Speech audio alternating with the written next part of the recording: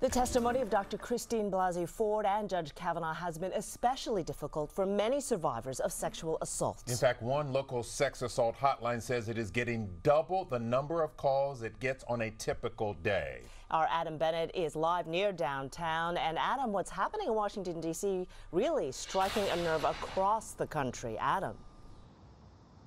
Yeah, that's right, Sherman. You know, the number of people helped by the National Sexual Assault Hotline jumped by 201% above average yesterday. And local advocates say this is not a partisan issue, but a public health crisis.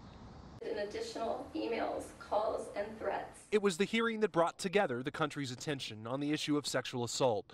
And for many survivors like Raquel Fatigue of Houston, it took me 7 years to tell my dad the story because it's painful. Brought back personal trauma. When she was describing his hands and what they were doing, yeah, for sure, transported back to my own experience. She's not alone. I just need to get a little bit of information from you. Yesterday, we saw a big spike in our calls. Over half of the calls were related to the hearings. Calls that Houston Area Women's Center President and CEO Emily Dawn Whitehurst says include not just women, but also men and people calling on behalf of children. It's not uncommon for us to be on the phone with people who have waited decades and decades to tell their story. Whitehurst says it's easy for survivors' trauma to be re-triggered by news stories. It does hopefully let them know about resources that are available to them and to let them know that people are here to listen to them. Long term, she hopes more people realize the scope of sexual assault. I understand why people don't report, and I think this is going to encourage people to do so.